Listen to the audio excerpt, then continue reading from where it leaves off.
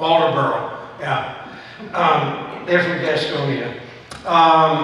They came here from Orangeburg, and where they served as the officers from 212 to 2018. Prior to that, they were in Winston-Salem, Washington Park area from 2009 to 2012. They have been married for over 31 years, and they have 3 handsome sons. James is in, they're both up north around Charlotte. They have let's see, I gotta make sure I do this right. They have proud grandparents, they have a grandson, and they have 2 precious granddaughters, and they just received word that they're gonna have 2 new grandchildren 4 weeks apart. So that'll keep them busy, and they have a son here, Austin. He just finished the 6th grade in Ladies Island Middle School. Prior to any of the ministry with Salvation Army, Robert was a production engineer for a Fortune 500 company. And then he later was led to join the Salvation Army as a maintenance engineer, where his confirmation to the calling of God gave him the ministry, and he was recognized. Wanda is a graduate of college and has loved teaching kindergarten, and then she was offered the unit director of Salvation Army Boys and Girls Work.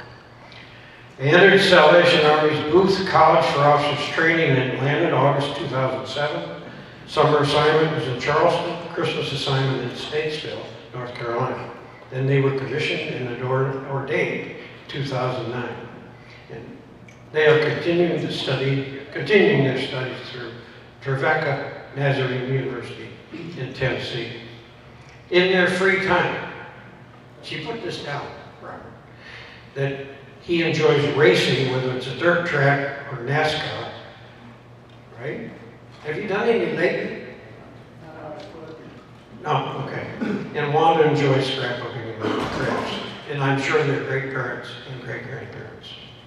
And we want you to welcome warmly. Wanda is probably going to be a member of the club. Robert is a member of another club, and the same one. Are you the same one as Steve? No. CI. Okay.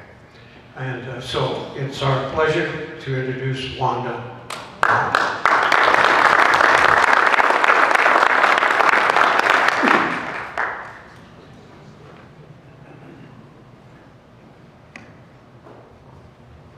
Good afternoon. Everybody can hear me, right? It's dangerous to hand a preacher a pulpit and a microphone and say, "Here, speak."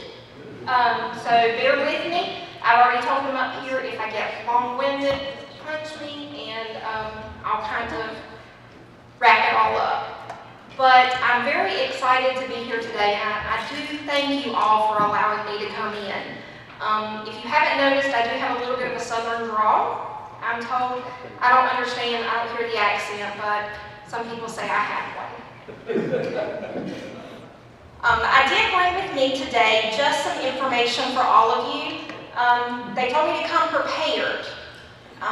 So I wanted to make sure that I was prepared for you. So on the table there are some things there for you to take with you to look at, to get an idea of what the Salvation Army is in the Low Country and what we do. I know many of you have rang the bells for us at Christmas, and we do appreciate that so much, but the Salvation Army is so much more than just a Christmas kettle at the holidays. Our mission statement is that the Salvation Army is an international movement, is an evangelical part of the Universal Christian Church. Its message is based on the Bible. Its ministry is motivated by the love of God. Its mission is to preach the gospel of Jesus Christ and to meet human need in His name without discrimination. And that's what we try to do every day. In 1865 in London, England, there was a Methodist minister by the name of William Booth. And he was appalled that everyone was not allowed in the church. If you were a certain class, you could come into the church. If you were less than that, you got to come behind the curtain. But if you were what they felt was not worthy, you were not even allowed in the door.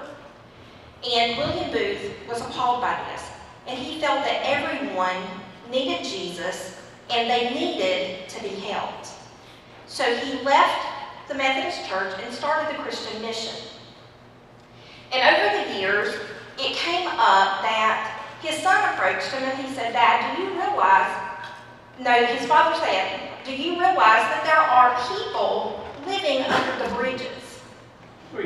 And his son said, "Sure, Dad, I know this." And he said, "Then do something." So they immediately went out to start helping those that were in the street. They would go to the local pubs and they would convert them, give them Jesus after they fed their physical bodies. They would feed them, and then they would feed their spiritual souls. And the Christian mission grew very rapidly. And William Booth was asked by a reporter one day, as he was writing this article about this volunteer army, he asked him, what he thought about this volunteer army that he was a part of. And a little taken back, William Booth scratched through the word volunteer. He said, "I am everything, or I am nothing. I am not a volunteer." And he said, "Well, then what kind of army are you?" And he said, "We're an army of salvation." And that's kind of where the Salvation Army came from in the beginning. That brings us to today. In our community here, the Corps has been here, the church has been here since 1872. And we have been a part of this community ever since. Our office is located on North Street, downtown, and inside we house the administrative part in our social service unit. In our social service unit, we are able to serve many, many people out of the office every day. Now, inside the envelopes on the table, I gave you some flyers, and I just kind of wanted to give you some ideas of what we do at the Salvation Army. And last year, the numbers that are in your packet are from last physical year, so you'll know. But we had 9,243 people that received food from us. That was 138,645 items that we distributed. We had 745 families that we saved from having a utility crisis, and we had 93 families that were saved from eviction from their homes. We had 24 families that we helped with either baby items or school items. Now, school items are what we consider, it's not just a pencil, it's complete book bags with all of their supplies, their uniforms, and those kind of things. Now, we receive on average about 83 phone calls a day asking for help within our community. And we try to make sure that we meet the need of each individual on their basis, whatever their need is. We try to meet that. Now, in our community, many people do not realize that we have a huge homeless population. And we were able to help 21 of our clients with 91 nights of stay of lodging just last year. And these are not things that we do on our own. We need help from the community, just like you, to do what we do. A lot of times when you do your donations to our family store, which is on Robert Smalls Parkway, we have a couple of things that we can do with the items that you donate. We give away those items to these people that are in need, that have came to us for assistance. Of those items, we had 305 individuals that received 2,528 clothing items.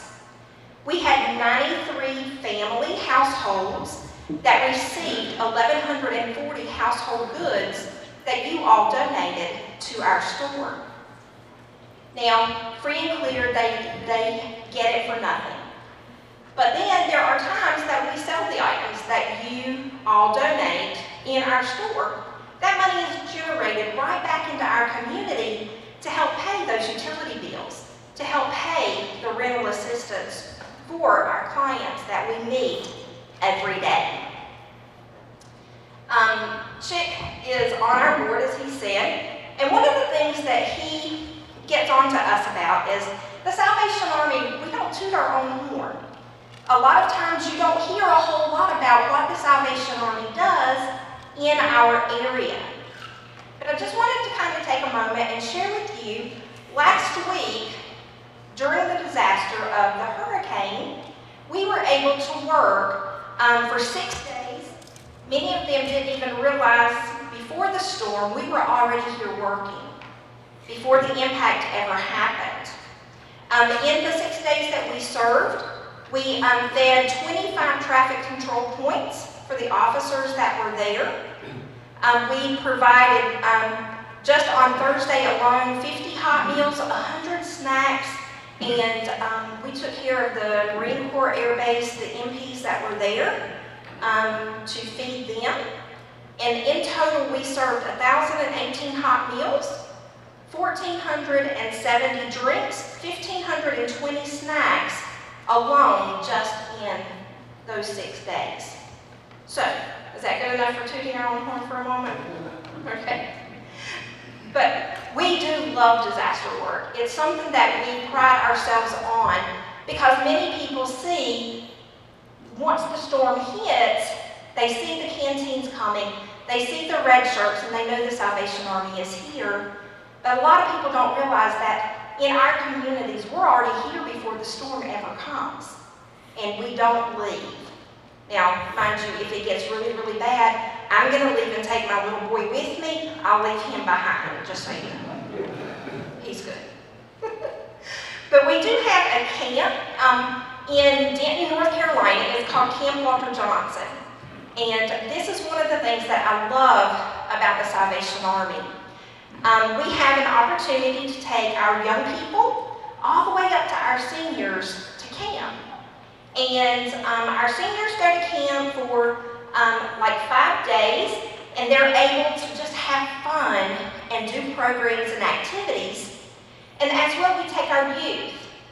And for our youth, these children are at risk, the majority of them that come through. And for 6 days of their life, they have a normal. They're like everybody else. They don't have to worry about who's going to take care of little sister at home. Am I going to get fed? Is somebody going to take care of me? What am I going to do today? They get to be just a normal kid. They get to go to camp. They get to have programs. They get to swim. They get to have fun, and they get to be loved on. And this is an amazing opportunity that they attend at our Camp Walter Johnson in Denton, North Carolina, free of charge, because we want to make sure that these children have normal, at least some in their life. Now, I would be remiss if I didn't tell you that Christmas is a big part of what the Salvation Army does. And you, as a club, are very active in what we do by ringing the bell. But some of you don't know that, you may or may not know, that there are other aspects of Christmas that we do take care of. And starting in October, we take sign-ups from individual families. The parents come to us, bring certain documentation, and they sign their children up for Christmas. And we get the children's names, their clothing sizes, their wish list, and we make sure that the mothers and fathers know that the items need to be something that is $30 or less, so that others in the community are able to help them with these items. And so we provide what we call an angel. Every child is an angel in our community for Christmas. And we put all of this information on a tag, and it's available either for you, for your business, to hang on a Christmas tree to help us out, to adopt as a club or to adopt individually, and you would provide whatever you wanted for Christmas for the child that you received. And everything that is purchased for those children goes directly to that child. Now, there are times that we do have what we call forgotten angels, and those are the children that don't get adopted. And when we do the toy runs with the motorcycle groups or the collection boxes, all of the toys that we get, we go into building for the children that don't receive, to make sure that no child is left behind without Christmas. Now, Chick did tell you, I taught kindergarten for 18 years. So kids are my heart. And I feel like that no child should wake up Christmas morning without anything. They need to know the joy of what a little gift can bring. But one of my favorite things that I like to do at Christmas that not every Salvation Army officer, pastor, administrator does, but one of the things that I love to do is stockings for children. How many of you remember getting a stocking on Christmas morning and it was almost as fun as unwrapping the gift as to open the stocking to see what was on the inside? So what we do in the Salvation Army, I provide stockings like this. And I give you a topper, and on the inside of the topper, it gives you a suggestion list. And on that suggestion list, you can take it, fill it up for Christmas, bring it back to us, and we can distribute those to the children as an extra gift. And even if you didn't have the money to adopt a child, to purchase things for them for Christmas, this is something that's easily done. This is something that you could do in Christmas in July, fill the stockings up early, and have them ready for the children so that when we start doing our Christmas distribution, they're easily handed out.